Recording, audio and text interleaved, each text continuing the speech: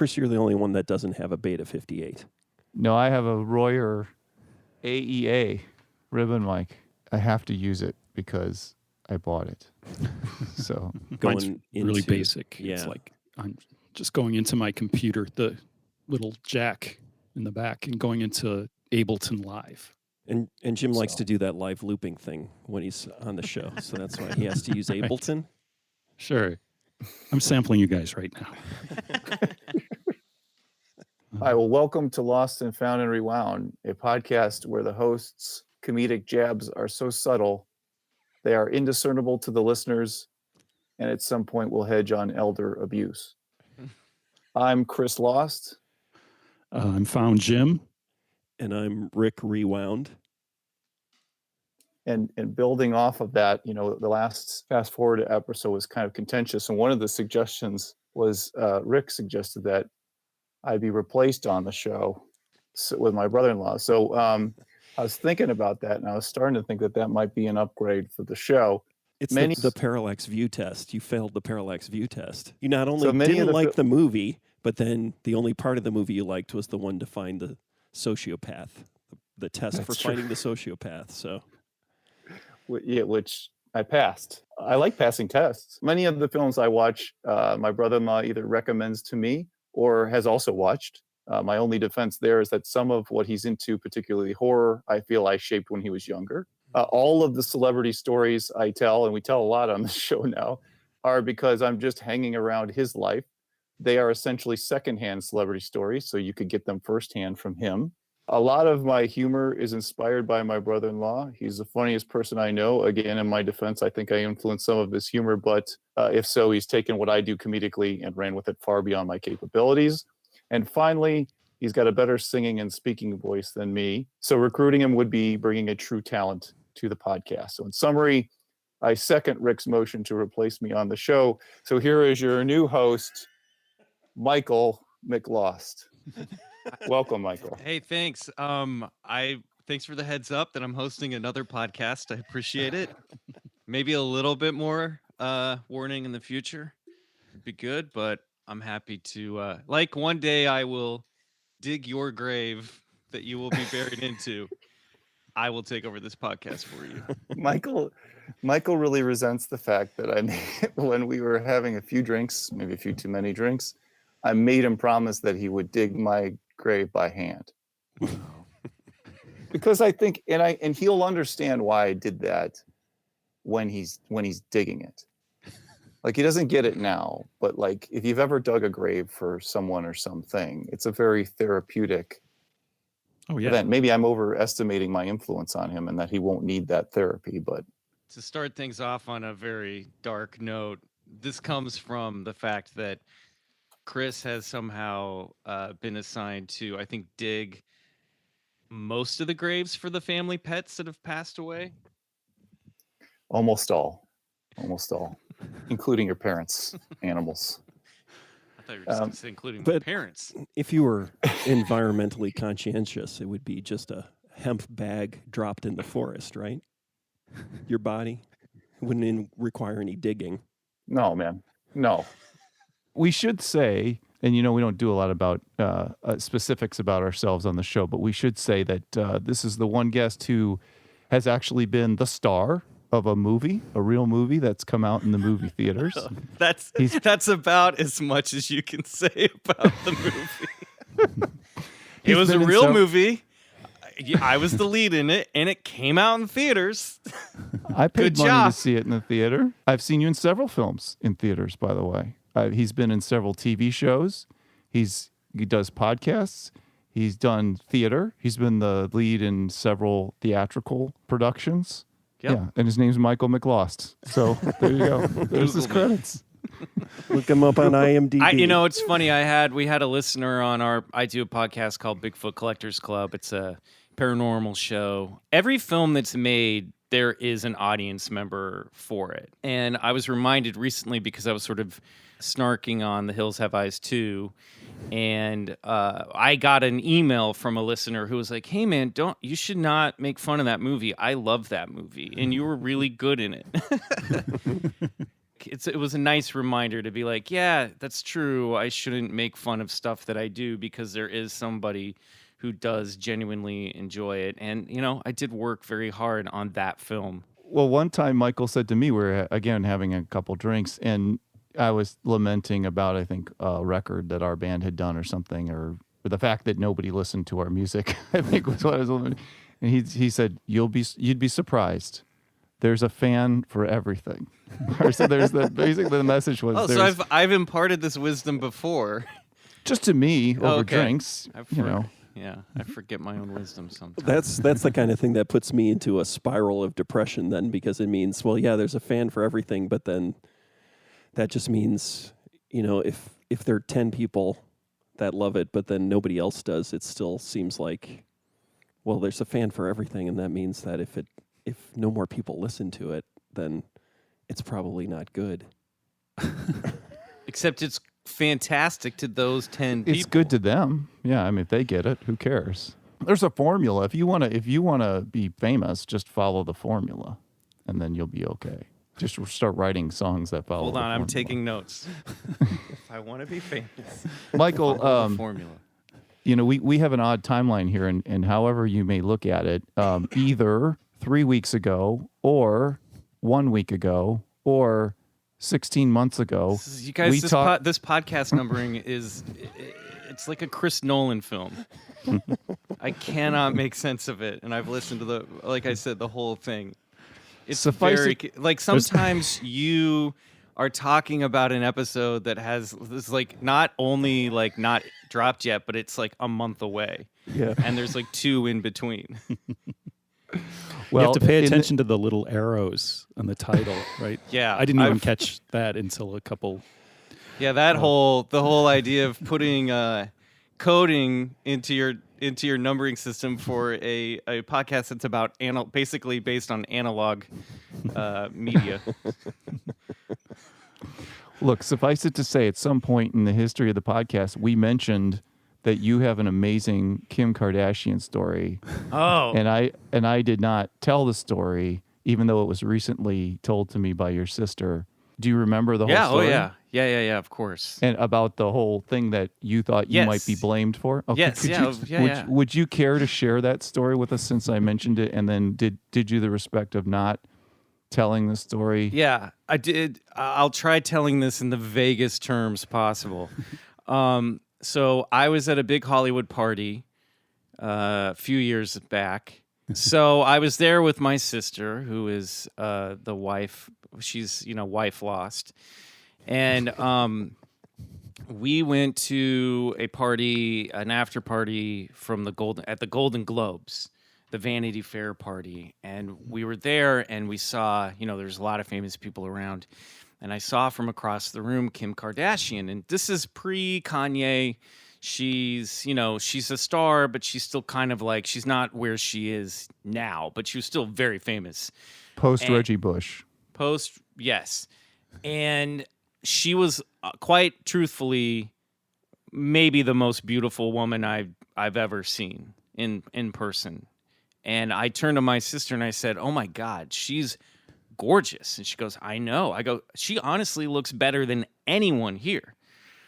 And this was a time of my life where I had a little bit of impulse control when it came to flirting, where that's maybe an overstatement, but if I felt compelled to say something to her. So Sarah Lost says, "Do it. Go say hi to her." So I approach her, and she's sitting with a bunch of her family and a bunch of people, and they're sort of in a corner booth. There's maybe, I don't know, I'd say a good 10 people sitting around this table, and she's close to the edge, so I can approach her, and I go up to talk to her, and I'm still thinking, what am I going to say? And I was like, "Hi," and I introduced myself, and I said, I'm sorry, I just have to say, we're surrounded by movie stars, and you are by far the most beautiful person at this party. You look great." And she said, "Well, thank you." And she was about to ask me something, and I don't remember what she asked me, because at that point, and I'm sorry if this is crude for your listeners, the worst smell I have ever experienced. It smelled like hot diarrhea. had just been directly injected into my like nasal receptors. Wafts up, and I become so paralyzed because I'm so scared that she thinks I just walked over and just ripped a hellacious fart.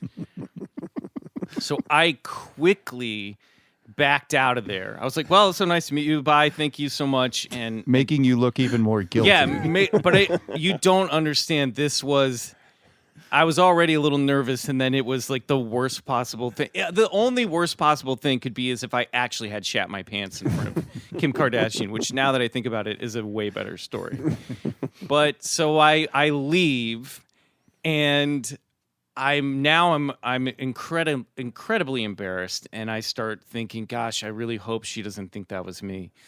So about 30 minutes pass, and I see her get up to leave. And I say to Sarah Lost, I gotta go say something. She's like, no, don't. And I got up and I walked over to her and I said, hey, I just gotta let you know, I don't know what that smell was, but it was not me. And she laughed and goes, oh my God, I know. I think I know who did it. And then just walked away. I love that story. I think it makes Kim look nice, right? Yeah, she was amazing. She was amazing. Second nicest celebrity I've ever met. The first being Bill Paxton. Bill Paxton was the best. He was the best. And could you explain to Jim who Kim Kardashian is? She's an influencer. She's a reality star. She's a movement maker. And soon to be lawyer. Wow. Well, good for her. Michael, thank you for that story. What have you been watching? We usually ask what people have been watching. Why don't we ask you, our special guest, what you've been watching? I have a long list. I know some of these have been mentioned on the show, but in addition to the films covered in the first 7 episodes, I've watched for the first time Red Dawn. The remake or the original, 84? 19, what is it, 85, 84? You just passed Rick's test, Rick's sociopath test. You know, it's funny because I tend to want to watch remakes, which we'll get into later in this episode, obviously. But I didn't. I was surprised, first of all, how epic that film was. I didn't realize that it took place over the course of like months. I thought it was like a Die Hard, where it took place in one night and the kids like get the Russians out of their town. I didn't realize it was like almost like a Civil War era level, epic journey. So I was pleasantly surprised by that, but it was so good. I was like, I'm not going to watch the remake to this. Why would I do that? I watched Solo, a Star Wars movie for the third time, which I think is a very underrated Star Wars film. The Decline of Western Civilization, Parts 1 and 2. Texas Chainsaw Massacre, Parts 1 and 2. The Fog, John Carpenter film, the original. And then I really got into Joe Bob Briggs' Last Drive-In show on Shudder, which I'm a subscriber to. And it's like a throwback to the old, like, Up All Night, Elvira, Monster Vision, movies where they'll play a double feature and they kind of cut in between where the commercial breaks would be. And sometimes they have actors on or the director on. It's great. I highly recommend it. And they show a lot of obscure and horror and cult films. Through that, I watched not so obscure, but The Exorcist 3 for the first time, which Chris has been chastising me for not seeing for a long time. Classic film. Speaking of Ari Aster. Yeah, which we can debate this in a minute. Dead Heat, the Joe Piscopo zombie cop movie. Wow. Which is terrible, but fun.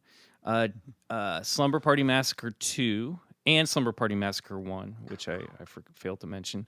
The Winged Serpent. Have you guys seen that film? Q? Yeah. The Winged Serpent with Michael, what was his name? Yeah. Moriarty? Me.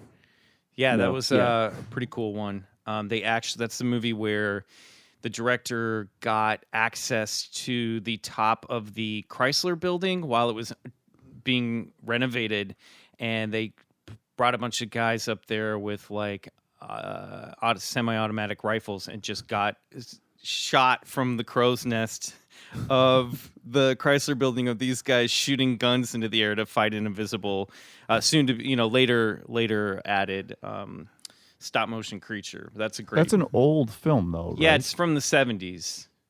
So the creature was stop motion. Yeah, it's They like sort of added a it. It's Harryhausen-esque. that creature. guy, right? The guy who wrote like Phone Booth and right? Is that the same guy? The Yeah, let me pull it up. Larry right now. guy. I can't remember his name. He did like horror movies and then he just wound up doing script writing, right? Yeah, he was.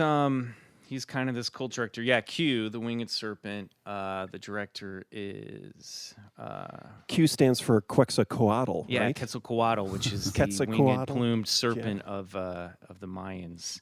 It's a Now Rick has Mayan passed god. the sociopath test. Larry Cohen was the writer and director. Larry Cohen, David that's right. Carradine's in that film as well. So, Chris, you should. I recommend you checking that one out. I want to see it. I always wanted to see it.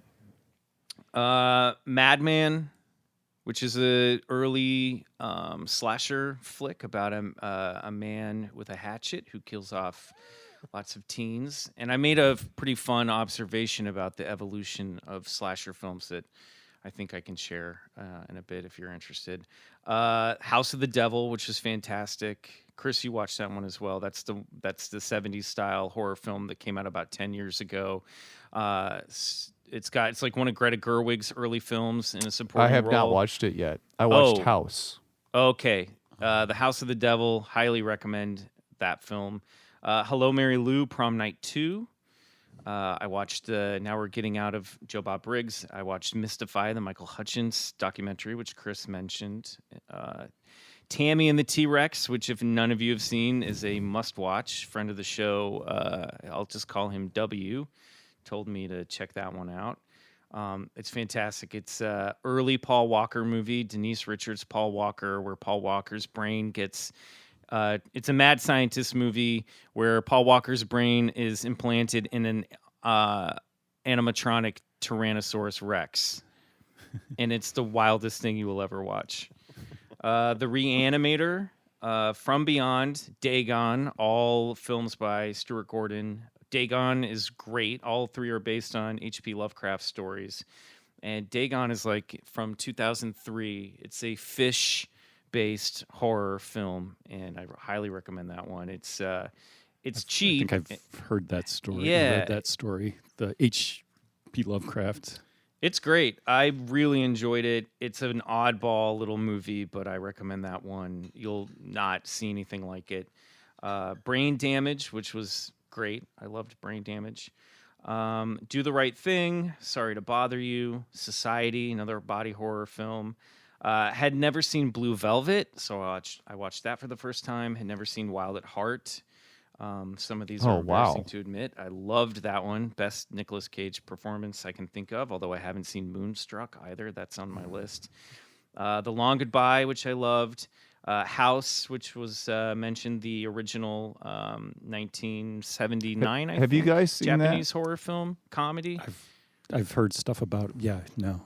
I don't think Oh, I've you seen guys it. got to watch that movie. Yeah, It is. I know. It is beautiful. I can't believe I had never seen that film once I saw it. I was like, this is missing. This is like filling a void in my life that I didn't realize it's one of those movies where you're like, I didn't realize you could make this kind of movie with so many clashing tones that seem to harmonize for inexplicable reasons. It's fantastic. The Bill and Ted trilogy, which was I'd seen before except for part 3.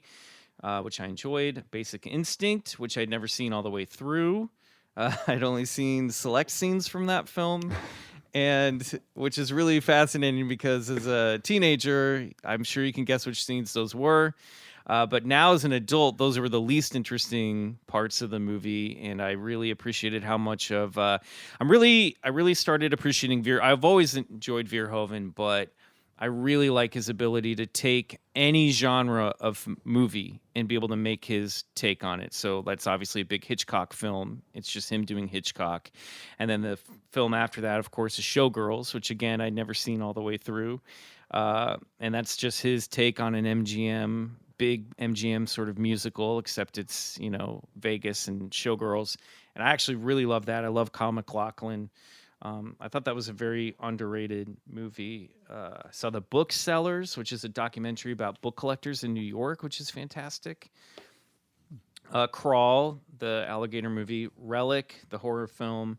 Palm Springs, which is a Hulu original with Andy Samberg and Kristen Milotti, which is great. I saw that. Yeah, I like. Yeah, I really liked it. I was surprised.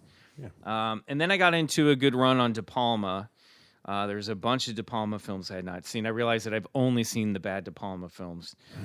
So I saw Blowout for the first time, which was fantastic. And I told Chris that was one that he talked about a lot when we were younger. And I'm really surprised you hadn't shown that one to me. That was great. So that was a movie that you were a little young. Yeah, that was a movie that I felt was missing from my life, and then I found when it. I would talk about it because then I would take Michael when he was 16 to go drinking with me, and I wouldn't let him see Blowout because he was just a little too young to see a rated R film. I'm getting close to the end of the list here. My question always when people see Blowout, though, is you've seen Blow Up, the Antonioni I haven't, film? so that's on the list as well. Yeah, you gotta watch that. That's what I immediately said to him. Yep, and that's what after you he used to says- say back then too, which is you got to watch Blow Up too. Blow Up has the only film of the Yardbirds with both Jimmy Page and Jeff Beck in them at Whoa. the same time. Jimmy Page and Jeff Beck were in the Yardbirds together for like a couple months. Wow, 3 months, yeah. And a young Donald Trump. If you watch the lead character in that film, looks exactly like young Donald Trump. Oh man, Well, now I'm conflicted. David Hemmings, right? If I want to watch it or not. Oh, tragic. He is a kind of golden boy. He was, yeah. Looks just like Trump. He can ruin the movie for me. There's also a Trump reference at the beginning of Wolfen, if you guys have ever seen that film. Yeah. There's a character who's a big New York rich guy who they're like, wow. I think even in the movie, they're like, he could have been president one day. And it's sort of like spooky how much that character in retrospect really tracks to be like Donald Trump. Body Double, Dress to Kill, Phantom of the Paradise. Ooh. That one is great. I've got the vinyl, the soundtrack to that. Chris, have you ever seen that? Styx, the Styx record? No. Phantom of the Paradise? I know, I've never seen Phantom of the Paradise. I've seen Kiss Meets the Phantom. Right. I've heard Rockin' the Paradise, or Paradise Theater by Styx, which is a record. Just kind of mix all that stuff together, and then you get. Is that what it is? It's like the Kiss film with the Styx record over it? Sisters, which was great. The Untouchables, which I'd never seen, which is brilliant. Totally holds up. The Owl and the Pussycat, because of What's Up, Doc. I watched that film. Brian De Barbra Palma. Streisand. Brian De Palma didn't do that movie though. No, I'm moving on. from Okay. De No, Palma. you're moving on. So you didn't see what's the one with Kirk Douglas, and it's all shot in Chicago around the same time as Blues Brothers, The Fury. Yeah. Oh, I'll watch this Oh, for that's sure. that's just great to watch, to see Chicago in Like a documentary. 1979, almost. 1980. Yeah. I mean, there's so many shots of just like the lakefront and everything, and the movie itself is. I'll it's- definitely watch it. This is I should have warned that this list is sort of meandering, and but I'm gonna get back to all the De Palma films for sure. Have you guys ever seen The Owl and the Pussycat? I don't think so. It's got what's his name, George Uh, Siegel, Yes, George No, Siegel yeah. and Barbara Streisand. Barbra Streisand. It's based on a play that was the George Siegel role was originated by Alan Alda. And my guess is that because this film is in 1970, that Alan Alda was not yet big enough to be the lead in the film. And then the character How played dare you, sir? not big enough yet. And then the Barbra Streisand role was originally played by an African American actress in the play, and then they recast the role with young Barbra Streisand. And it does. If you watch the film with that knowledge, it seems that the interracial couple like storyline would have made a lot more sense if that's actually what they did for the film. Because you kind of spend the movie going, why are these two people so conflicted about being together? You know what I mean? When I think it was supposed to be a commentary of the times. And so they just kind of come off as just two crazy people the whole time, but if you're like, oh, this was actually like making a really lovely social commentary that is completely lost and bungled in the filmmaking of it. On the Alan Alda not famous enough yet thing, have you ever seen To Kill a Clown with Alan Alda? Yeah. Where he plays the paralyzed Vietnam War veteran with the Doberman Pinschers terrorizing a young hippie couple. One of whom definitely playing against caste. It's amazing. And Blythe Danner is the hippie wife. Wow. The guy who played the hippie clown guy, I don't think made another movie, or might have, but definitely out of the three main characters. Was the poor that guy. around the same time as the Day the Clown Cried, that lost Jerry It Lewis was, clown movie? Yeah. This is more, I have to watch it again. I think it's anti-clown, whereas I think The Day the Clown Cried is pro-clown, right? I'm assuming. I would having assume. not seen it. I've never seen it. No one has. That's the what's the story behind that? It's just so bad it never came out. Yeah, he gave up. And I heard a story that's probably not true, but somebody said that Jerry Lewis was trying to edit it while Stanley Kubrick was editing 2001. Yeah, 68, right? Day the Clown Cried? Maybe it's 72, it says. 72, so it would have unfinished. been Clockwork Orange, but Jerry Lewis supposedly said to Stanley Kubrick, who asked him how it was going, he said, "You know what? You can't polish a turd." And then Stanley Kubrick said, "You can if you freeze it." I'm just reading this from the Wikipedia about The Day the Clown Cried. The film was met with controversy regarding its premise and content, which features a circus clown who is imprisoned in a Nazi concentration camp. People have put out long extended kind of clips and stuff, and he did interviews. There was like some interview on like Swedish television or something, and you can see little bits and pieces. And Harry Shearer saw it, right? There are people who have seen it. Yeah, I think people own copies, and it's one of those that's like passed around, especially with the like generation that came before the one that's reigning Hollywood now. Like, I think it was one of those that like people would show at parties and sort of like an early viral video before there was such a thing. But it's pretty locked down. Another obscure 70s movie I watched was called Harry and Walter Go to New York with James Caan and Elliot Gould, yeah. And I get that confused with the other one. So there's another movie. What's the one that's they're gamblers? Oh, yeah. California Split. Yeah. California Split. I always get those movies confused, right? Yeah, that makes sense. It's around the same time. California Split is on my watch list. I haven't gotten to it yet, but I definitely want to check that one out. Harry and Walter Go to New York's not good. It's the budget. Chris is going back to his notes. Scratch that one out. Well, I would say it's not great. It's the cast is misleading. Diane Keaton's in it, and Penelope Ann Miller is in it. Wow. Leslie Ann Warren. Not Penelope Ann Miller. It's a great. Oh, and Michael Keaton not Michael Keaton. Jesus, Michael Caine is in it. Sorry, I'm writing a different movie. Every time you mention an actor, I get really excited. I know. It's like, oh no. Michael Caine's in it, and it's got a huge budget. I believe that they filmed on the Hello Dolly sets, and the period stuff looks really, really good. James Caan actually fired his manager after the movie came out because he said it was going to ruin his career. And apparently the rumor was that the director came aboard and took all the comedy out of the movie. It's a heist. It's like a slapstick heist movie that takes place in around the turn of the century in San Francisco, I think. And New York. That's in the title, Michael. Again, I'm writing a different movie in my head, but it's not good. It's not good. Speaking of which, have you seen the Bill Murray clown heist film? Not Loose Change. That's a 9/11 conspiracy film. What's the? I've seen that. Yeah. Quick Change. Quick Change. Yeah. I have to go back and watch that again. You guys talked about it. I remember at the time I've seen it maybe 10 years ago, thinking it was good but not great. But you guys talking about it makes me want to check it out again. That's about the right review of it. I still love that movie. The Fortune Cookie with Jack Lemmon and Walter Matthau. It's I believe Billy Wilder directed the film. It's pretty good. It's stars a 46-year-old Walter Matthau who looks like he's on death's door.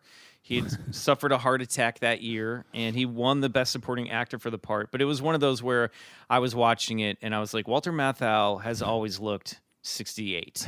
Always old. He's got that always and old skill. I looked up his age, and I was like, oh my God, he's only a few years older than me while they were filming this, and he looks like he could be my granddad today. That's like there's some character in What's Up, Doc that Rick was pointing out was like 4 years younger than all of us. And he looked like he was 70 or something. We were just like, Judge, right? Judge, was in his 50s.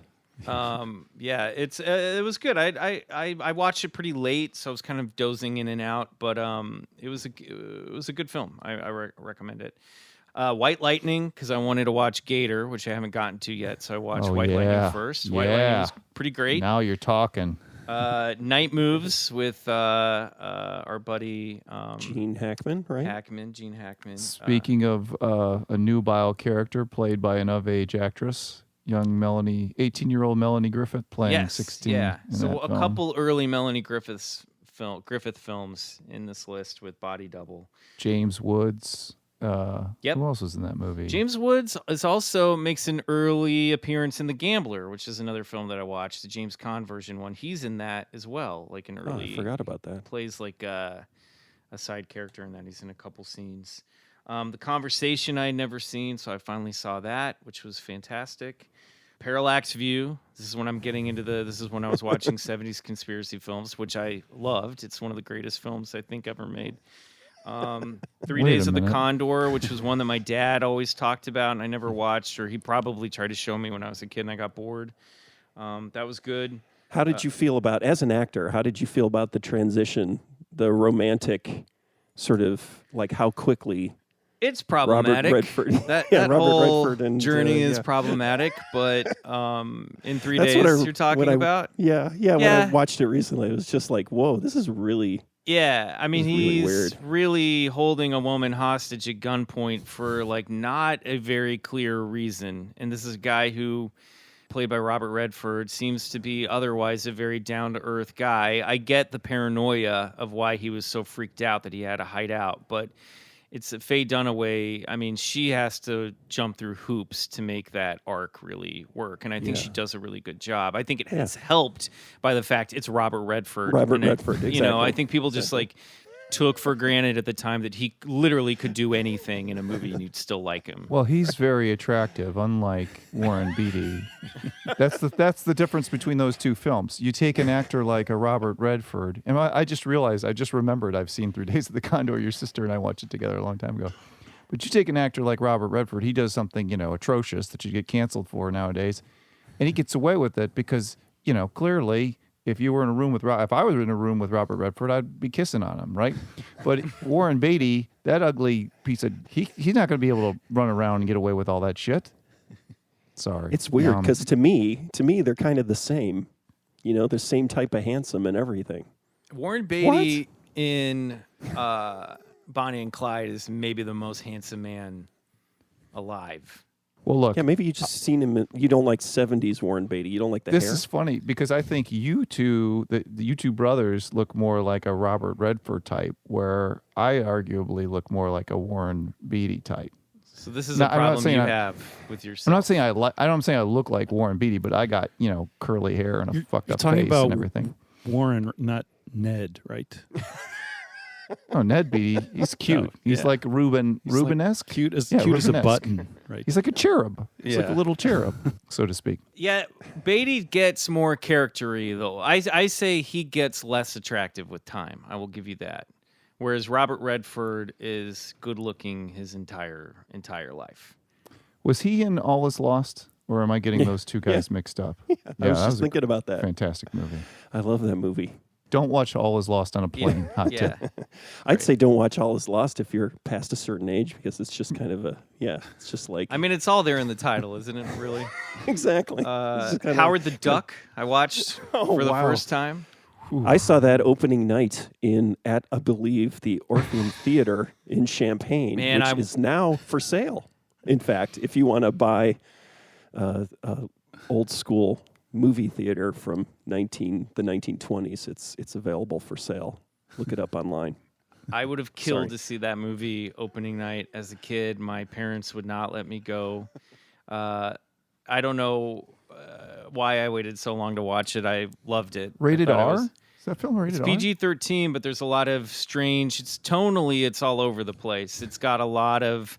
It feels like a kids movie.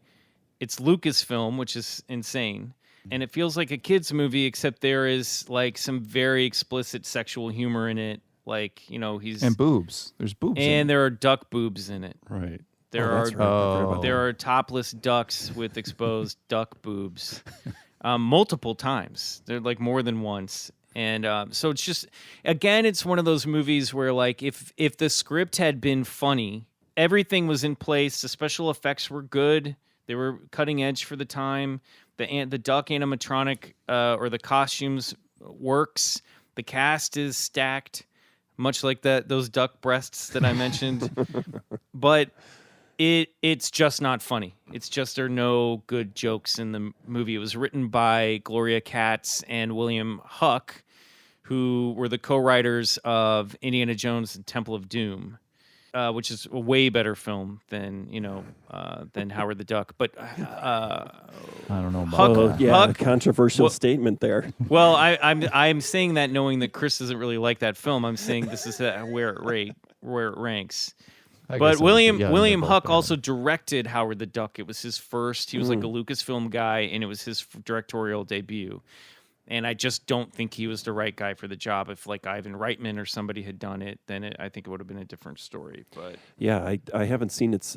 I remember being very disappointed that I spent money to go see it yeah, in the movie theater. it's not especially with the names behind it at the time. You know, Jeffrey Jones. Jeffrey you know? Jones, who's honestly as problematic as that man is. Right, I forgot about that, yeah. He is great in the movie. I mean, he's a terrific character actor, and Yeah. he does an amazing job with that part and playing a possessed guy. He does great with it. Arguably, he destroys what's his face from Men in Black. It's a much better performance of the same part of D'Onofrio's character in Men in Black. Wow. Yeah. It's just not very good. And it's weird because it's in that era of like you forget that there was a time before big celebrities were doing animated characters' voices. And so the guy who plays Howard the Duck, the lead of the film, is a guy that I hadn't heard of before. But you're just the whole time I'm like, why didn't they put John Candy in this movie? Why didn't they get like a famous comedian to do the voice of Howard the Duck? Or like Rodney Dangerfield would have been perfect. Yeah. And like had him do it and ad-lib jokes. Instead, they just sort of got a voiceover actor who was like not funny and not very good to play the part. So I looking think up it's who did I the think it's a voice. really interesting timepiece, and then you could just feel Tim Robbins is like mugging throughout the whole movie because he's trying to make it funny, and it's impossible. Leah Thompson though is she deserved better. And then I just rewatched Blade Runner, the final cut, which it gets better and better with each viewing.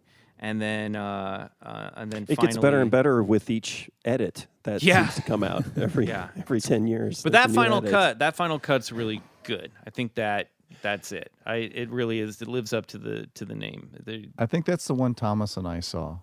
was I the think final it's the cut. one that's now the predominant version that he lets out, and it sets up the sequel the most smoothly. Yeah, I haven't the seen it sequel since the refers sequel. to the final cut version of Blade Runner, and that's about it. That's you're all caught up. How is Gator, by the way? Should I watch it? I love Gator. Great, Lauren For the Hutton. record. Va va va voom. Yeah, she's a fan. Gap, right? A Gap can be very attractive. Yep. Agreed. Lauren Hutton, David Letterman, Paul Scheer. Paul Scheer. What's the her guy name? on Taskmaster. That's his name. The sidekick. Alex Horn. Alex Horn. And Sorry. the woman that used to go on Letterman all the time, and she was in that Scorsese film with the Joker ripped it off. Oh, and the King What's of his- Comedy. Jerry Lewis was in it. Yeah, she was King Comedy. Oh, right. Oh, Sandra Bernhard. Sandra Right. Bernhard. Oh yeah. yeah, of course. Good look. That's a good-looking Gaps cover of the show. Warren Beatty might have a little bit of a Anna Paquin. Anna Paquin's a good-looking. Anna Paquin. There you go. I shouldn't have had my Gap filled.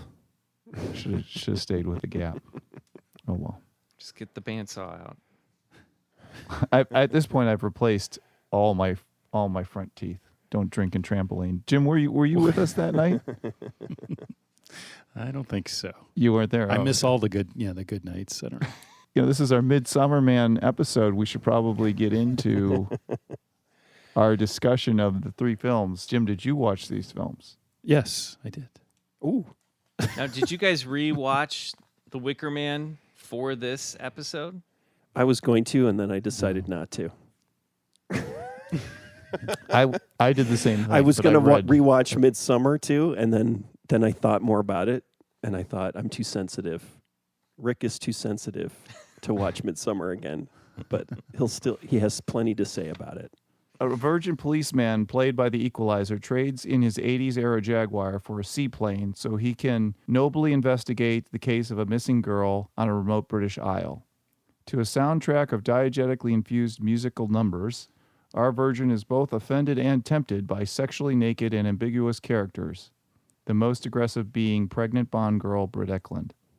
In a scene, I already have to interrupt just because it's upsetting me so much. Because you called it a Jaguar? Oh, Jaguar. Sorry. Is that what it is? What is it? Just upsets me when I hear the word pronounced that way. The American way? You have a problem with the American way, Rick?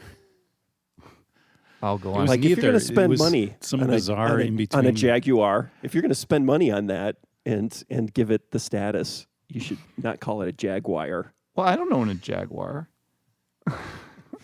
It's upsetting. Jaguar. To just hear it. Exactly. That reminds upsetting. me. So my mom, when she quit swearing, I know Michael's heard this story, but when she quit swearing, she came up with swear words that weren't swear words so she could continue to swear because she told me swearing isn't classy. So, because we both swore a lot around my house, pretty much throughout my whole childhood. And she started calling people jagalines. And so she'd be driving around, she'd be like, "You jagaline!" And I'd be like, "Mom, that's not any more classy. In fact, it really sounds like worse than what you'd say." And then eventually she broke down because we were both garbage and aren't classy people. And she started swearing again. So then she added jagaline to her repertoire. So she started calling people fucking jagalines. So anyway, I think she was just yelling at the Jaguars that were driving too fast. Yeah, well, that's what I'll call it from now on, a jagaline. So in a scene straight out of the Greatest Atlanta episode, the Equalizer meets hippie Dracula, which only further arouses his suspicions. In his search, Virgin Policeman finds and continually remembers a series of clues that indicate that the missing girl has either been killed or is being prepped for a sacrifice. The goal of the sacrifice is, of course, to correct a recent rash of bad harvest. On his way to save the girl, the policeman steals a costume from a man he physically assaults and dresses as a coxcombed fool, thus completing his qualifications for the pagans as being the ideal tribute. He is a person of faith who came to the isle on his own will. He has authority and is a virgin person being fooled by the people of the isle and dressing the part of the fool. This opportunity is too great for the island pagans to ignore. They burn our hero along with other sacrifices in a structure that is not as impressive as the 2017 105-foot Burning Man. Shout out to my friend Elo, who has built several of the Burning Men. Was the Burning Man inspired by the movie? I would think Probably, so. Right? This is a movie that, Chris, you and I watched together for my first time. I think you'd seen it. Yes. And I have a fond memory of watching this film. I think you mentioned at the beginning of the movie that my sort of love of horror films basically sprouted from us watching a bunch of them together. I was a sensitive boy as well, Rick, and I didn't get into horror movies until my 20s. That's really when I started watching and then realizing that I had missed out and loved them. But a lot of that was watching horror films. I think it really kick-started when we watched the original Romero zombie films together, and then I kind of went from there. But I like this movie. I liked it then. I liked it now. I'd forgotten how much of a musical it really is. And I can't remember the term. I think you guys have used it on the show for when the Diegetic? diegetic music. It's a diegetic musical, but it's fascinating how much singing there really is in the movie, especially in the first act. It almost beat for beat feels like a musical, and then it kind of goes away for a while and comes back at the end. But I really loved it. I think the themes are very clear. I think it's a great folk horror film. The plot is very clear. The characters' motivations are very clear. It's a good mystery. Even if you've seen it, this time it was sort of I was watching it to see if the payoff at the end really makes sense, and it does. So I really liked it. I love it. I love it. I do remember thinking it's just such a weird movie, and fun, and just sort of the paranoia of thinking you're the only person who's not in on whatever's going on, and like still pretty effective. Very, I would imagine. Although I guess in the late '60s, early '70s, especially, this is a Scottish film, so like they're a little less hung up on nudity and stuff. But I mean, it's a very sexual movie. That scene where he's walking through the park at night and there's just like dozens of couples all together. I mean, that's like a pretty shocking, thing, I would think, too, especially for an American audience at the time. That must have been a very, that felt like that must have been an Ari Aster move of the day. And that reminds me of we were talking Beatty, the famous story about Warren Beatty during the filming of Don't Look Now. Do you guys know that story? There's a very explicit sex scene in Don't Look Now between Julie Christie and Donald Sutherland. In fact, it was the movie that motivated me to get in shape because I realized I probably looked too much like a naked Donald Sutherland. Not that I've achieved my goals, but I was like, oh boy, that's probably what I look like when I'm having sex. I need to fix this. But apparently, because that's who directed that? Nicholas Rogue. Yeah, Rogue. he actually. Now the legend is that he actually had Donald Sutherland and Julie Christie have sex in the scene for real.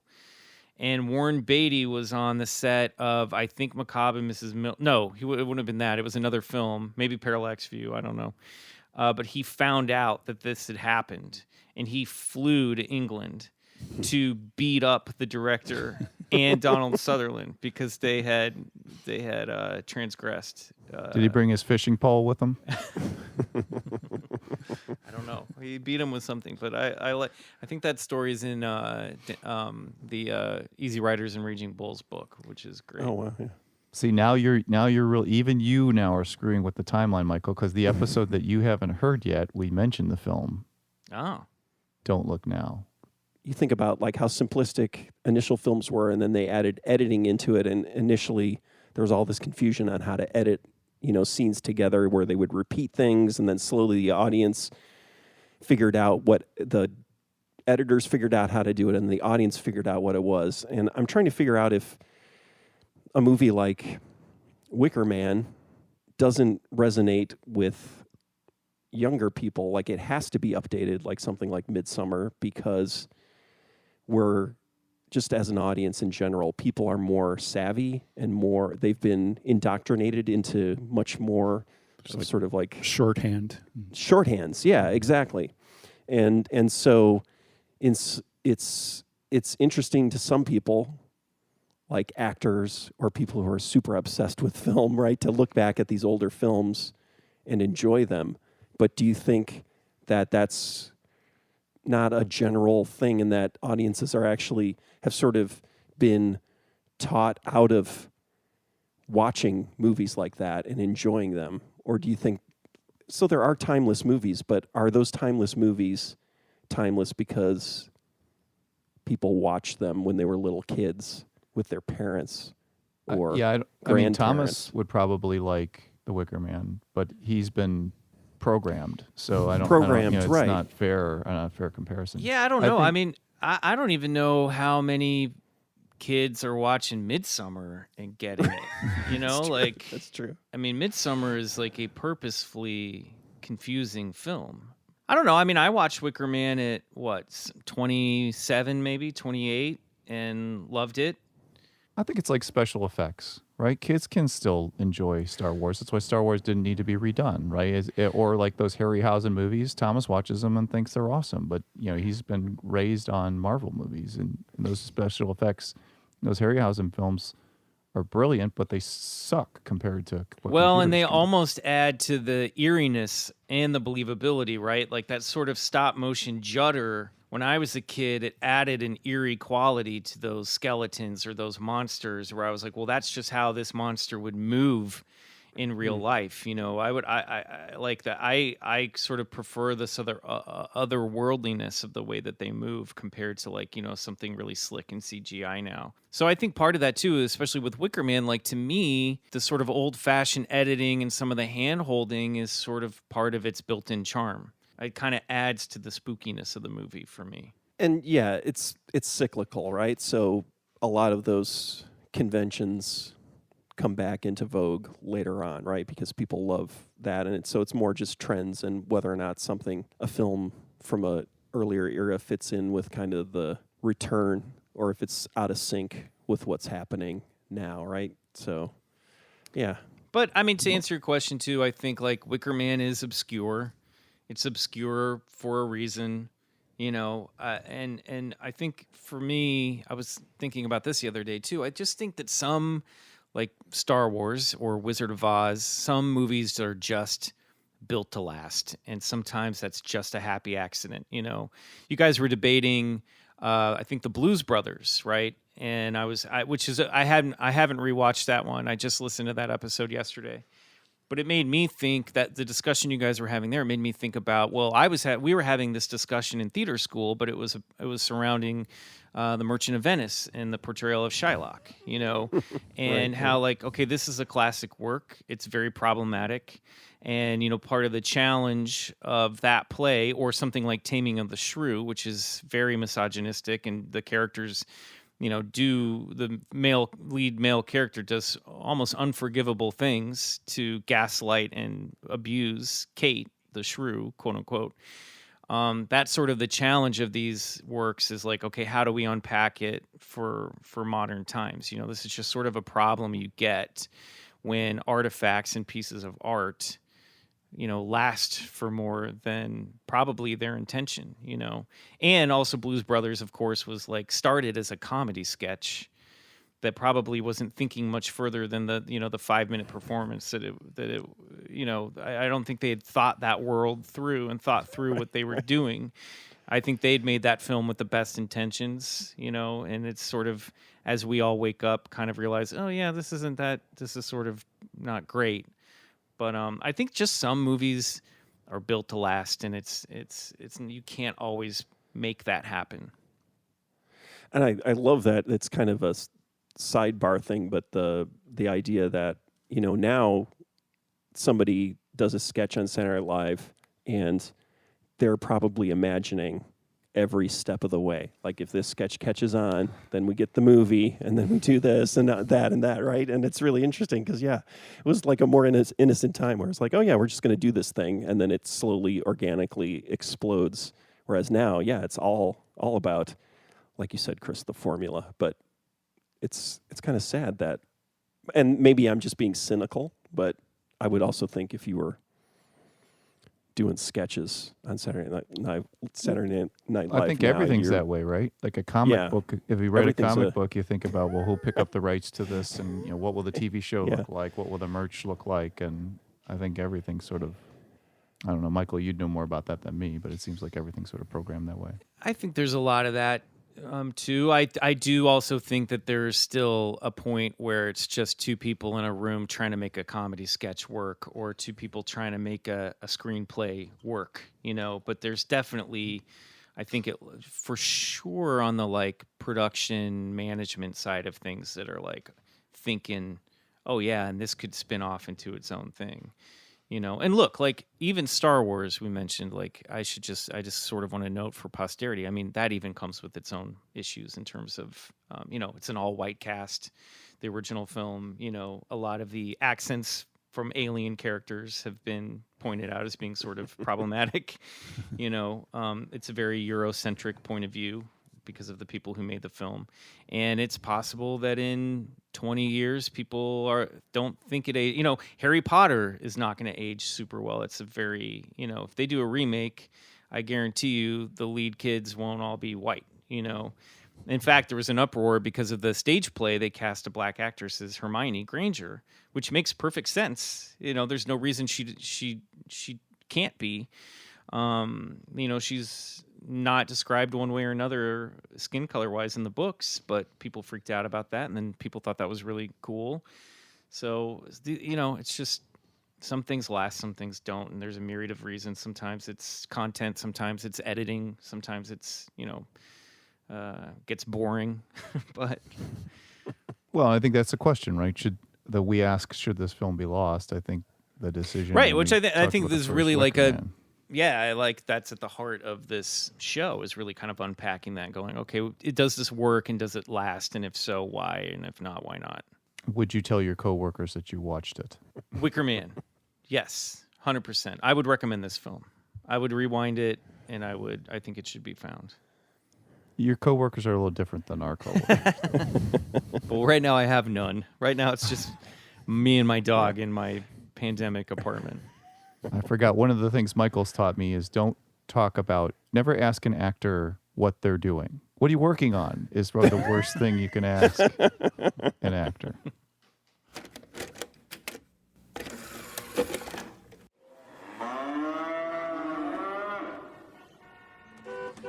Kansas City.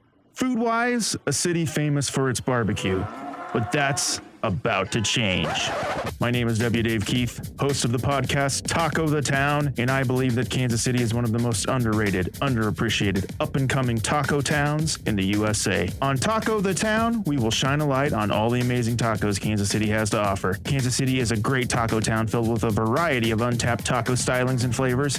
And on the Taco the Town podcast, we won't stop until we've tasted every taco in the town. No taco table will go unturned. Each episode, we review a new taco joint with a special guest. We share taco memories, discuss taco topics, and put tacos to the test. We check the latest stories in taco news, and no taco is off the table on Taco the Town. If you love tacos, like I do, you're gonna love Taco the Town. Available on iTunes, Stitcher, Podbean, and Google Play.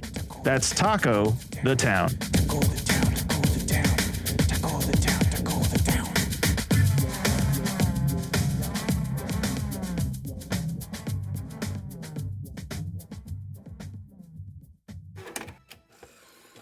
Wicker Man 2006. A male bee, otherwise known as a drone, has unprotected sex with human women. This already sounds like an incel session.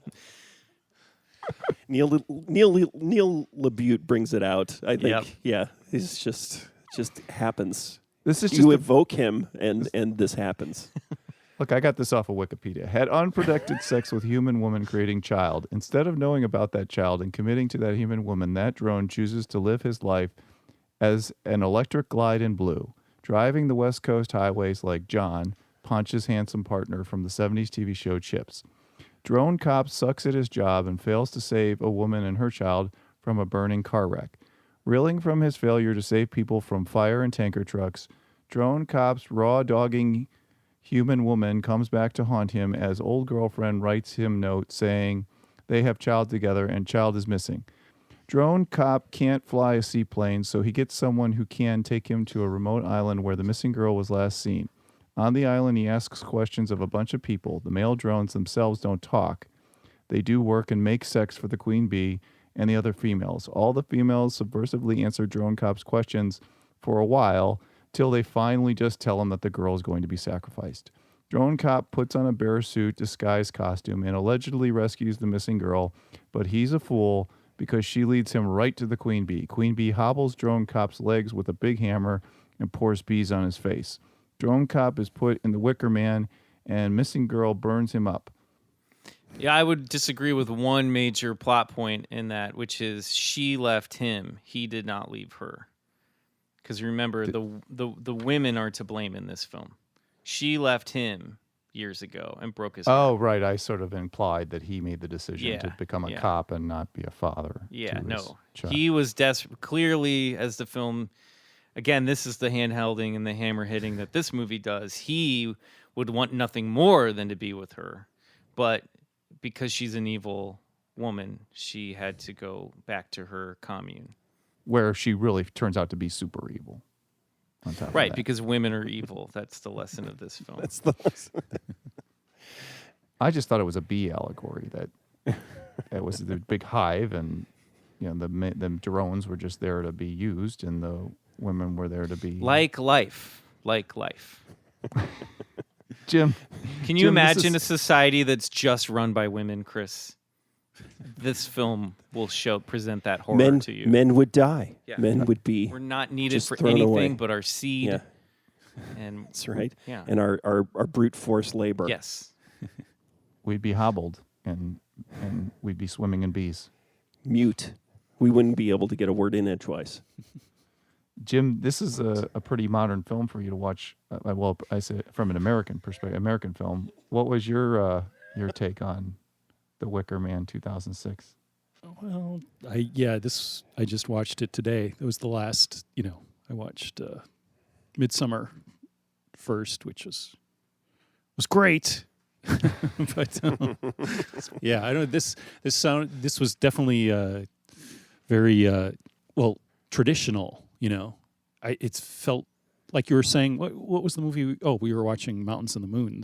That episode. You were saying how it felt like a movie from the '60s, and this didn't feel like that old, but this just felt like kind of a very run of the mill, generic kind of horror movie.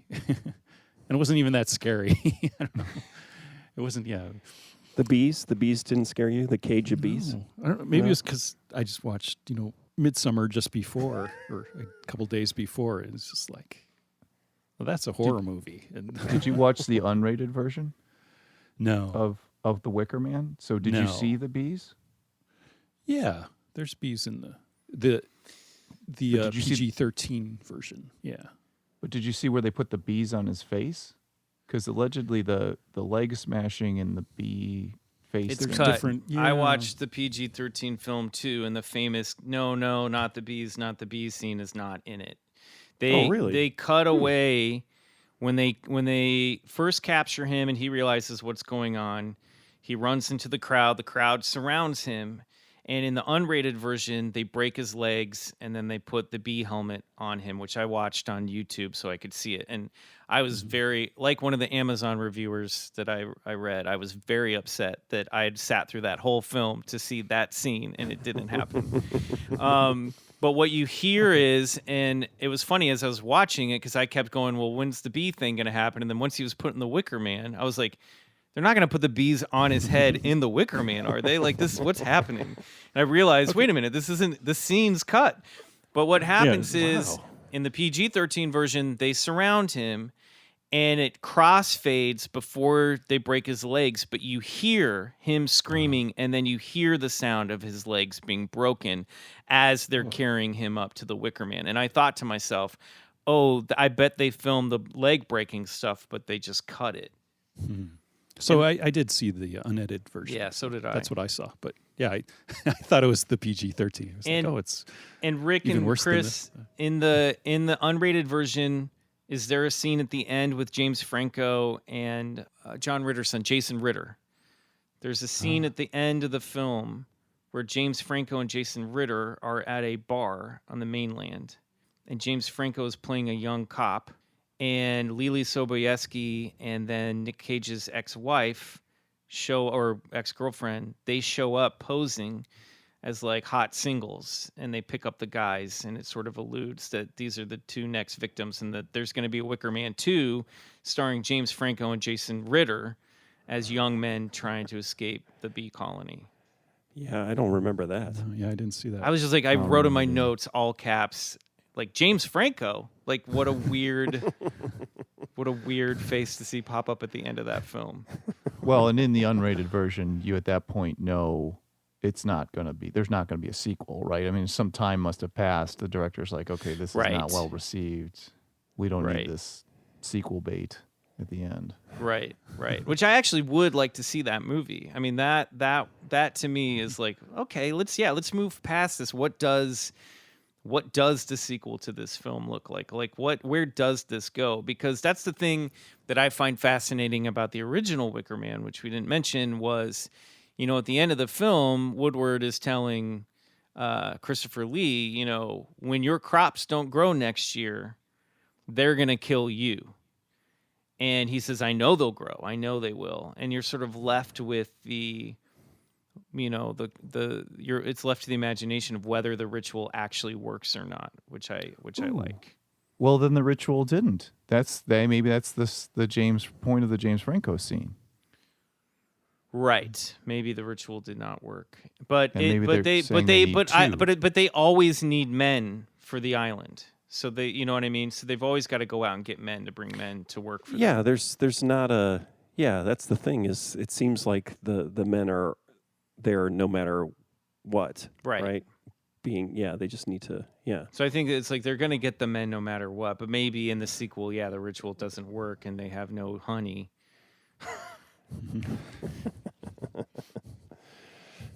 Now I'm excited for a sequel. Mm-hmm. It'd be great if they made it now with like James Franco and Jason Ritter, 15 years later. Yeah, but it would be great if it was all like a quarantine movie somehow. Yeah, it's all on Zoom. they all on Zoom. It'd be a great idea. And then what could they do to ruin it? Oh, let's do it in our apartments. Yeah, and then no like internet on the island, the victim, James Franco will have to put himself into the Wicker Man and set the fire himself. It's all virtual. It's all VR. I thought this was a unnecessary remake. To Jim's point, I think that if there, even though Ari Aster doesn't really point to the Wicker Man directly, that that's the better remake of the movie if you would consider it a remake. This one I felt was completely unnecessary. It undoes all the good stuff from the first film. It overcomplicates the plot. I felt like sort of to Jim's point, I think the roteness of it is that I feel like this is like a mid-2006 studio film. It feels like there were a lot of notes where they were like, well, shouldn't he know the people? Why doesn't he know the person he's going to the island? Which was not a problem in the first thing. The mistake of clearly someone was like, well, he can't fly his own plane. He's a traffic cop. Why would he be flying his plane? So then they had to write in someone to fly him there. And then the little girl couldn't just be a missing girl. It had to be revealed that it was his daughter. There's a lot of just the bee stuff is unnecessary. Why can't it just be crops? I guess because it's the Pacific Northwest and they're making honey. I get it. But it's not just honey. It's honey and crops. Well, my theory is that was the whole structure of the film. That literally, I hold to that he meant them to be a colony, and that the muted men who just did their work were drones, and that she was the queen bee. Right, but if that's why they had all the bees. I get that. Then why don't just you make a new movie about a bee colony where men are treated like drones? Why is it a Wicker Man remake? You know what I mean? Well, because you get all those Wicker Man fans to come back, in droves to see this film. Yeah. I mean, the four of us watched it. So. Also, a poor man's Vera Farmiga, who was the lead actress. She was sort of a Vera Farmiga type, but not Vera Farmiga. So clearly Vera Farmiga passed on this movie, or didn't want to work with Nick Cage or something. But or Neil LaBute. I also did not buy that those two had any history whatsoever. My question was was she always this weird? And if he's just you guys were engaged and you never knew about the island where she's from, and it's just she was super weird. Was she always this weird? And if not, why isn't he more concerned about her behavior in the film? And the whole idea that they even got to one of the cops that he works with. She was in on it. The unpacking for this plot to make any sense, it really starts to fall apart once you pick at it. In the original film, it's already a leap that Christopher Lee and his little village of people found a virgin cop, And that was the big part, the whole reason that they burned Ed Woodward in the first film is because he was a virgin. They needed a virgin to do the ritual. And that's completely fucked up in the Nick Cage movie because he's clearly had sex a lot and has a kid.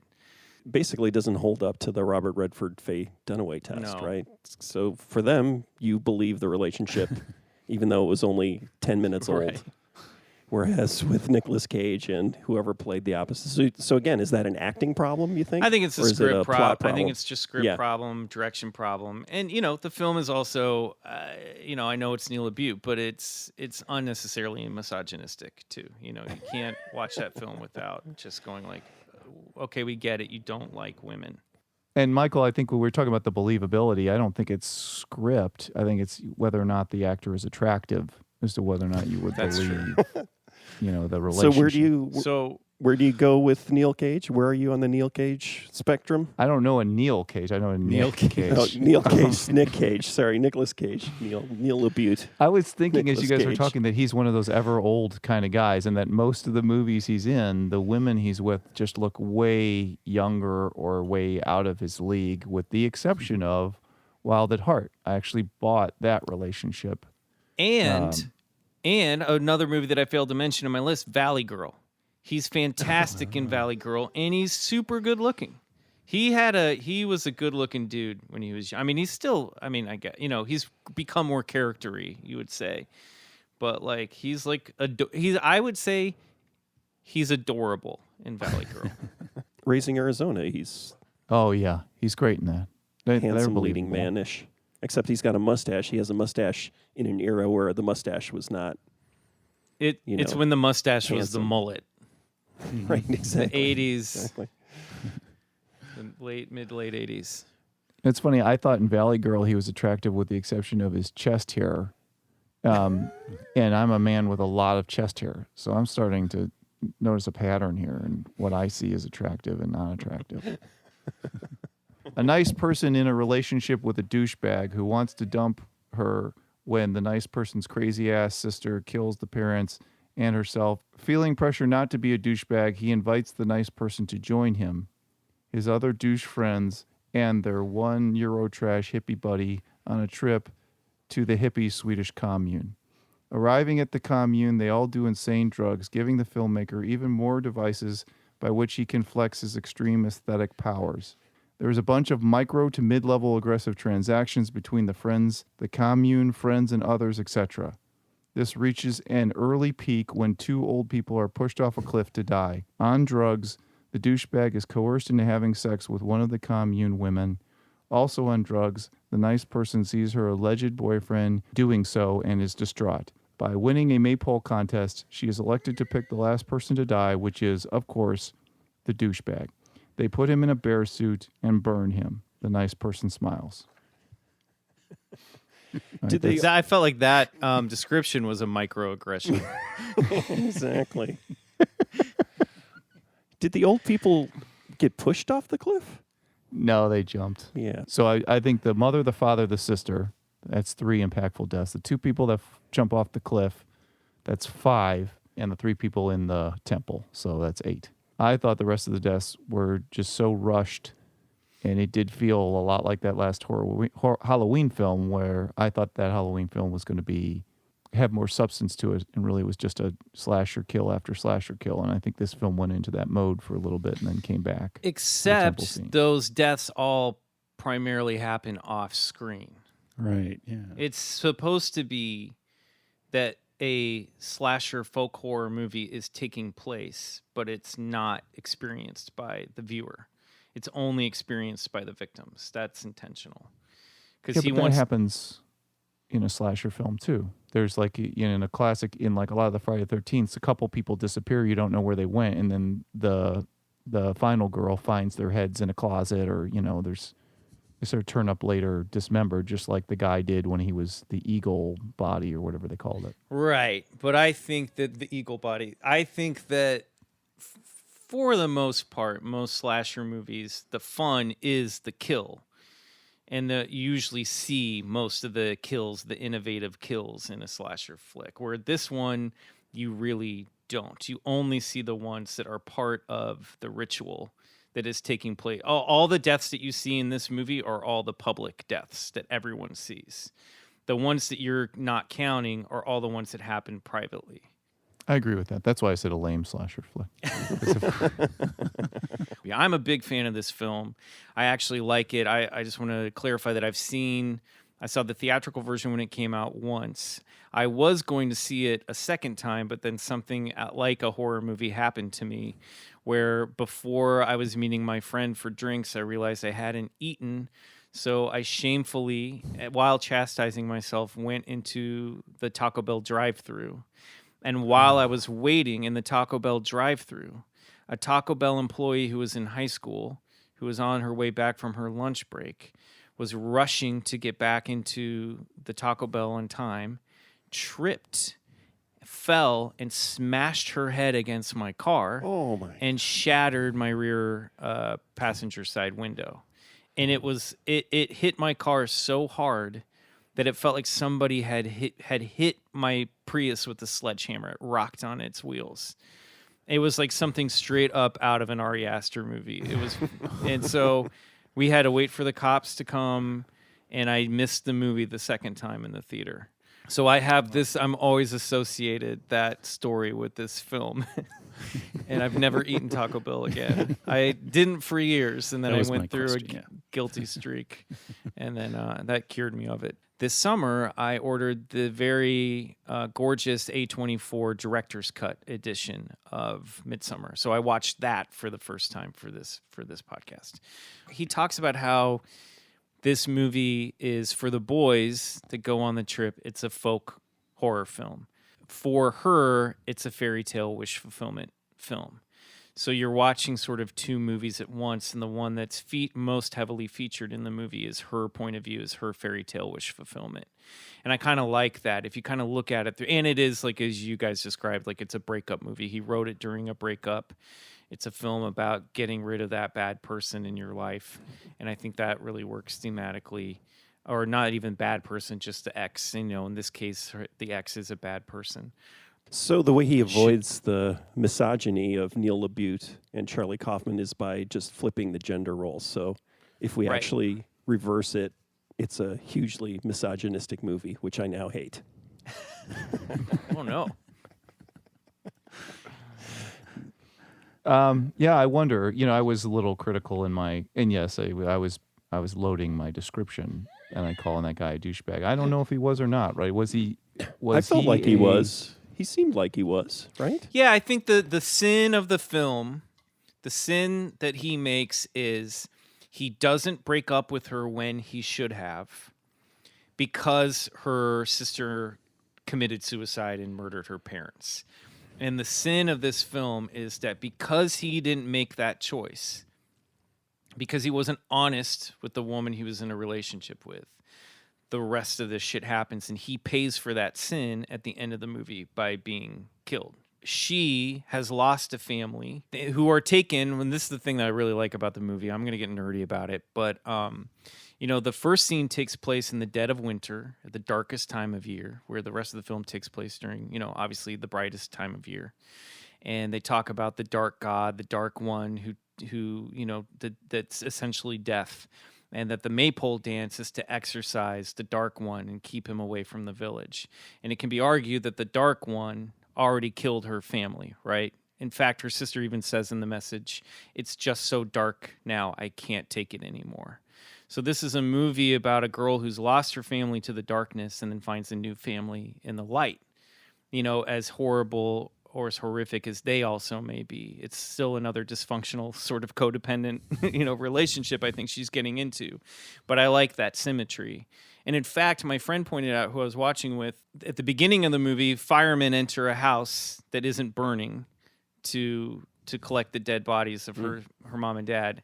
And then the film ends with the house on fire with no firemen, which I also really, I like the symmetry of the beginning and the end of this movie. Mm-hmm. I'm going to have to watch it again. And I would also really, really recommend the director's cut. It's about a half hour longer. It comes in just under 3 hours. But the thing that's really good about it it's not like there's big structural changes. There are a couple full scenes that were cut, but the pacing, I think, is a lot better. It's not as rushed, which is, I think, one of your complaints, Chris, that the evolution of what happens in the film is more earned. And you actually get a better sense of, I didn't like the boyfriend character, and I didn't really like his performance, actually, when I saw it in a theater.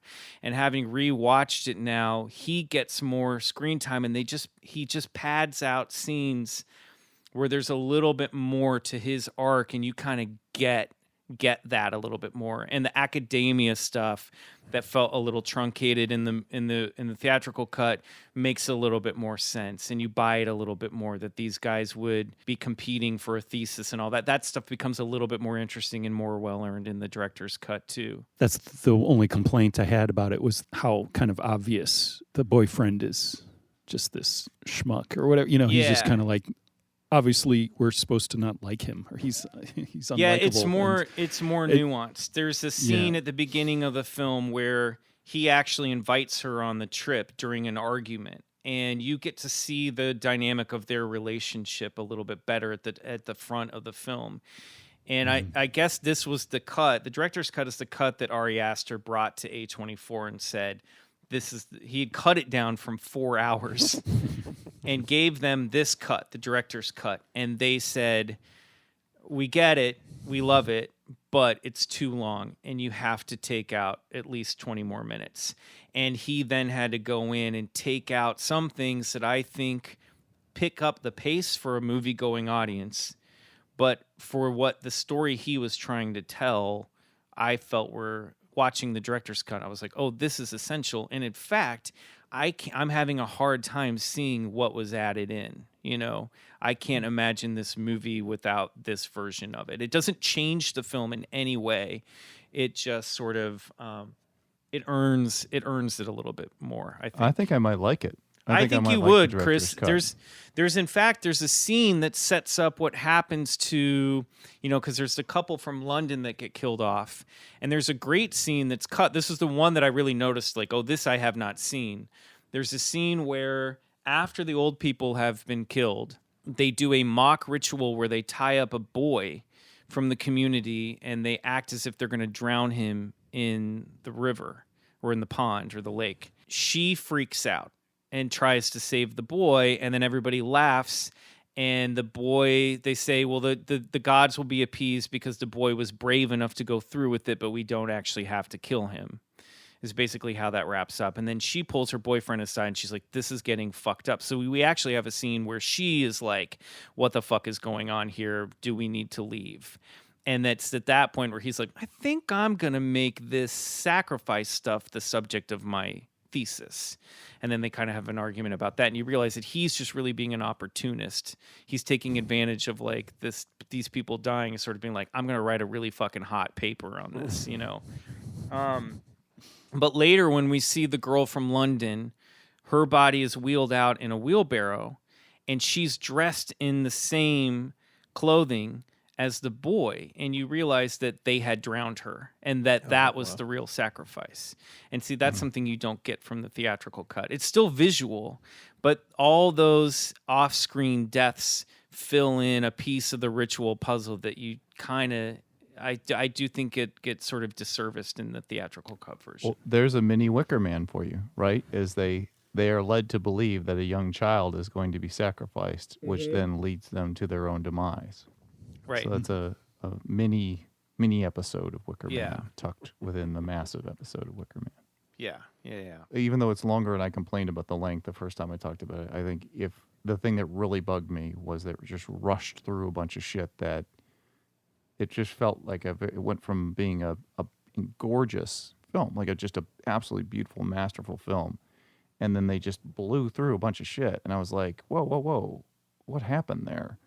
So maybe if it took its time and there's a little more exposition, or I don't know what you'd call it, but a little more character development, I think I'd enjoy that. I have a question for you guys. Unless he cites Powell and Pressburger as huge influences on this film. And I haven't seen The Red Shoes. If I have, it's when I was a kid. But he specifically cites Black Narcissus and and the Tales of Hoffmann, which is an opera, as the two major like influences on this movie. And I was wondering if you guys had ever seen those films, because now I've watched the trailer for those, and I'm like, I might have to go down this wormhole now. Black Narcissus is Scott's. I just have chills thinking about the scene with the woman on the cliff. There's a lot. It's not in any way violent from what I remember, but it really does a great job of sort of transmitting and putting you into insanity, I guess it would be. From what I remember, it's definitely psychologically creepy. But also pretty, not over the top, but yeah, the scenery, the composition, the colors, and everything like that. That's the thing is, there's also Peeping Tom, but I'm trying to think if but that's just Michael Powell. And the Red Shoes. The Red Shoes really has creepy. Yeah, the Red Shoes has the crazy stuff, but it's more like mania, right? That's what I think of when I think of the Red Shoes, whereas Black Narcissus is a lot more upsetting. The Red Shoes is upsetting too. I thought I saw Black Narcissus, but I actually saw Black Orpheus. Yeah, I they get conflated those two as well. I thought that's what they were talking about, to be honest, and then I looked it up and I was like, okay, completely different. Black Narcissus is nuns going crazy on a cliff. Abbey, what is it called when it's a nunnery? I can't remember what it is. Yeah, nunnery, convent. Thank you. That's the word. Convent. A house of evil people. That's right. A bee farm. As someone who's had problems with nuns, I think you should definitely see Black Narcissus. I think that'll. I remember watching that. What was that one about a mule? The one Clint Eastwood movie. Oh no, not the Robert Bresson film with the donkey. With the donkey. That's an amazing movie. Let's talk about Balthazar. It's in French, but I can't remember. But yeah, the main character is a donkey that just basically stares at the screen forlornly but it's like you're crying, like for the donkey. It's like his basic. It's like taking the Alfred Hitchcock thing to the extreme, where it's like Bresson is proving that he doesn't need actors. He can make a donkey into the most dramatic character, and it's really just this sad sack sounds like donkey. He's sort of it's the prototype of a Pixar film. Like he was making Pixar movies before there was computer animation. Yeah, it's an emotional film about a donkey, but yeah, it's also deeply problematic if you're an actor, especially, right? It's just kind of like it's like I could put anybody in a movie. I could make a movie with a donkey and make people cry. That's really what I think his goal was. I was wondering about influence. Speaking of influences, have you anybody seen? It was Songs from the Second Floor, which is another Swedish movie, but it's Roy Andersson. It's another Swedish director, but it's from I think 2000. I didn't see in the theater, but saw a few years later. But there's the scene in Midsommar with the quarry, with the old people jumping off the cliff, seems definitely like an homage to. There's this scene in Songs from the Second Floor. It's a modern society, and they perform a sacrifice. And I don't want to give it too much away, but it's at a quarry and a cliff, and it's different in that in Midsommar it's not the sacrifice, they're jumping off, but this is like later on when they're sacrificing people. It's like a combination. In Songs from the Second Floor, they push somebody off a cliff, and it looks very similar. It's like this big quarry and a big cliff, and it's modern times. That's the only different thing. It's like it reminded me of they're talking about the other people have mentioned this, the lottery at the end of Midsommar. Obviously, when it it's like a bingo, big bingo thing. I was like, it's the lottery. Shirley Jackson nod. Yeah, and so in Songs from the Second Floor, it's kind of that same thing. It's this modern society. It's present day, but it's like this ancient ritual, and they're sacrificing people for the good of the community, Well, I think he's influenced by this painter who I have a book of, who's called George Tooker, who's an American painter, but he made these kind of in the 50s and 60s and 70s. I don't know how. I think he died a while ago, but they're like kind of bureaucratic offices and these really cold, sterile, just people looking dead, just kind of standing in lines and things, these horrible kind of modern, like in bus terminals and things like that. And Roy Anderson movies are like that totally. But it's interesting because when you say Songs to the Second Floor, it sounds like a musical about two millennials falling in love. Yeah. Yeah, it's a very happy sounding thing, but I looked it up, and what excites me about it is that Benny Anderson from ABBA did the music. I didn't know that. Songs from the Second Floor. Yeah. But they're definitely funnier. They're very dark comedy, but way funnier than Midsommar. That's what I liked about Midsommar too. Was there's some comedy, very subtle. It was, but definitely totally. But he says so, and I think the director's cut's even funnier. It's like it gives you a little bit more room to laugh at the absurdity of some of the stuff that's happening. Yeah, and Songs from the Second Floor and the other Roy Anderson movies are like. Well, I think I've only seen one other one, but they're way funnier. I mean, but they're not. They're very grim.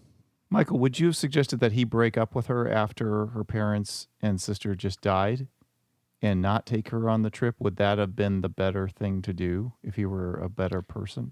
I don't think it's necessarily that. I think that's the sin. Like again, it's sort of like, and I'm saying that like the sort of original sin that the character makes is I think it's the lesson is when you know you're not in love with somebody, when you know that it's time to end things, it's your responsibility to do that. And I don't know in a literal sense if that was the better thing to do, because obviously he and his friends were doomed either way. And it's arguable that if he had done that and she had not gone there, she may not have had this cathartic experience to get her through her grief and her breakup and find a new family. And Pele is obviously setting up him to be the new guy in her life. I mean, clearly, Well, that was my question. Do you think Pele, was she going on this trip come hell or high water based on Pele's manipulation of the situation? Do you think Pele, in advance of them getting on the plane, intended for her to go? I think the more the merrier for him, for sure. I think she might have been the X factor, that the variable in the equation. I don't think it's like, oh, she was meant to be the May Queen. I think Pele likes her. I think he's playing the role of like the friend of the boyfriend coveting the guy's girlfriend. I think he wanted her to come. But I think, it was his job to bring new blood to be sacrificed in this 9-person ritual. And he had his 4. He had his 3. He had the 3 guys. And then his buddy brought the other 2. The one elder at one point says, thanks, and we thank him for his whatever perception of like human character or something for bringing these people or whatever. Yeah. So he's hunting these people for people he's sent out to find, and so he obviously wants her. I think he had his body count, and then the fact that she came along was bonus, and then it worked out for the community even further. I mean, he's certainly manipulative. He wanted her to come. But there was a fan theory I read, and I think Ari Aster directly addressed it and said it was not true, but there were people who thought that Pele actually was responsible for the family's death, right? Like that's what I was going to ask. I don't think so. I get it. I get that's a fun fan theory, but to me, it's more meaningful if it parallels that at the darkest time of year, her sister, who was prone to depression and schizophrenia, was succumbed by the dark, succumbed from the darkness, and all it took were a few phone calls from Pele to kind of whisper in her ear. To push her over the edge, right? I have a question for you guys. This film, for me, as does Hereditary, which I'm also a big fan of, scratches an itch for me when it comes to movies and comic books. Ari Aster mentioned that he adds these details. He adds things that are, not seen, sort of like how these fan theories sprout up, but that he likes his films to be a little bit more interactive. And one of the things that is in this film is all the runes that you see in the movie all have specific meanings. And I read this really great article. I'll see if I can dig it up and give it to you guys. Maybe you can add it in your show notes, where someone went through and analyzed every rune that showed up on the characters' costumes or in the formations that they're sitting in on the stone tablet, and they all track. They all line up with the meaning of that rune. They're not used randomly. And it's sort of this extra reward if you want to analyze the movie and look up these runes. It brings even more meaning to the film because they're obviously not discussed. They're just shown in the movie. That kind of stuff I love. I love doing a little bit of additional detective work. Now, obviously, I didn't go to the lengths of like unpacking all the runes, but that doesn't mean that I won't do that. Do you guys like it when movies have sort of that added value to it, or do you think that, you know, you should walk out of the movie having a very clear, like anything that you see, you should know? Like, for example, in Hereditary, the sigil that they use for Pele, I think it's King Pele from. So all that stuff, the ritual in that film, that character that they're talking about is from the Book of Solomon, which is a medieval grimoire about all these demons and stuff. It's a real thing. And he infused that stuff in the structure of the movie, where if you were a nerd like me who had done research on the lesser keys of Solomon, you're gonna go, oh my God, this is actually referencing a real thing, and the sigil is actually that demon symbol. And they don't explicitly explain that in the film, but if you go do your research afterwards, you'll find articles and research on that character, that demon that they're summoning. It's not just made up for the movie. I love that stuff. It's great when they use literature and stuff from the past, because it's usually really good. It's like Greek, any kind of ancient mythology and stuff like that. It's like, it's a reason why it's survived. It's really great, and it's resonance, and it's great when movies and things use that kind of stuff. Payman was the demon. Sorry, I wanted to get that right. It's great when writers do their homework, or it's like much deeper than it's not just some superficial thing, and there's much more subtext or something. Yeah, I think that's what makes something a great work of art, right? Is if there's a lot more going on underneath, and even if you don't see that. So for all the stuff that you see on screen, and even the hidden stuff, or the stuff that's not just there when you first see it, on rewatching it, you see those things. That's great, but then also just use it being a more firm foundation, for the whole piece. It's kind of like, oh yeah, like the actors have to wear period costumes, and then the underwear has to be the period too. It's like, well, why? Nobody's going to see it, and it's like, well, maybe though that'll make a difference, and I think it all feeds into that idea, and just from spending an interminable amount of time in art school critiques and things like that, it's like that's something that's really pushed, is that idea that it doesn't, like, you can have the superficial thing that people see, but if you don't have something to back it up with, right, and you haven't done something underneath it, that's where, I guess, hypercritical art types, that's where it all breaks down. If they start digging and analyzing and there's nothing there, that's when you get called a fraud, basically. Or it's like, oh, this isn't art. You're just pretending. And then somebody cries in their critique. It's like, I'm not pretending. I just liked it. There's that Tony Scott movie where they reference the conversation by just throwing in a raincoat, but there's really no point to it. It's just, hey, we saw the conversation, and so you should give us some points for that. And throwing in Gene Hackman, he's in the movie, and so, but it's like, it's just, hey, Gene Hackman's in the movie. We're going to use his photo from the conversation, and then we're going to have a character wearing the same raincoat that Harry Caul wears in the conversation, but there's really nothing more than just, hey, everybody who liked the conversation, look at this. So I'll say, as the least intellectual person on this podcast, that I actually do like it when things go deeper. Michael, actually, in your writing, I see a lot of that, and I admire that you do so much research and know the foundation or the history of what you're referring to, because I just think it makes for a richer text. So I think I appreciate writers that do that. I don't want to have to know those things to enjoy the movie, though. And so like I think about there's a scene in Annie Hall that one of the funniest jokes in Annie Hall to me is when Alvy Singer's being hassled by these two Italian gentlemen, and they're like, "This is Alvy Singer. I saw him on the Tonight Show." Blah blah blah. So Diane Keaton gets out of the cab, and he's like complaining to her. He's like, "Can you believe it?" He's like, "Get me out of here. I'm standing here with the cast of The Godfather." And then they walk into the movie theater. And so to me, I thought that was, funny, because if you just tangentially knew The Godfather, you'd be like, oh, he's making fun of these two dumb Italian guys that are bugging him.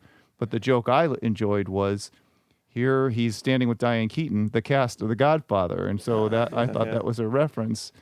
I don't know if it was a dual reference or not. I'm sure it was intentional, was Woody Allen. But of course, yeah. To me, because I knew more, it was a richer joke, but at the same time, the joke worked whether I knew that or not. And so, as I guess a microcosmic example of what I like in a film is, I don't want to have to know all of Nordic history or whatever or to know the history behind those runes in order to enjoy that film. If I do know it and that makes it even more fun for me, I love that. And I also do like that the film is well-founded, which I've always suspected of his films. I think he does beautiful films. I'm just not sure his narratives all come together very cleanly, at least for me. Well, and he does a thing where he and this is sort of like will be interesting to see as he evolves as a filmmaker, because I appreciate what you said about stuff that I've written, Chris. Thank you. I think also I've made some mistakes in the past where I'm like, and Ari Aster has said, he wants things to be confusing. He wants his film. It's intentionally, and that might be a trap that he's setting up for himself. I feel like in the past I've sort of done stuff, I've written stuff that I'm like, I want this to be sort of unconventional and a little weird. And what you just end up learning is like, well, that just makes it harder for people to get. You know what I mean? And that can be lazy too. That can be an excuse. It can be. I think it can be. For sure. I think the intention, at least in stuff that I've had to learn this lesson, is that I'm trying something that's a little bit more experimental, when 9 times out of 10, the conventional thing is always best. And it's best to sort of layer the conventional thing with new interesting tidbits or bring yourself to that convention.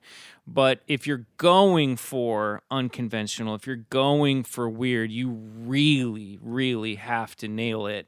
Otherwise, people are just going to scratch their heads, or people aren't going to want to buy your script. For me, the rest of what's going on in his movies far outweigh that for me. That at the end of the day, and to be honest, perfectly honest, when I first watched Hereditary, loved it. When I first saw Midsommar, I was a little on the fence. And then something about that movie, it turned out to be one of those movies that I thought about probably every day since I saw it.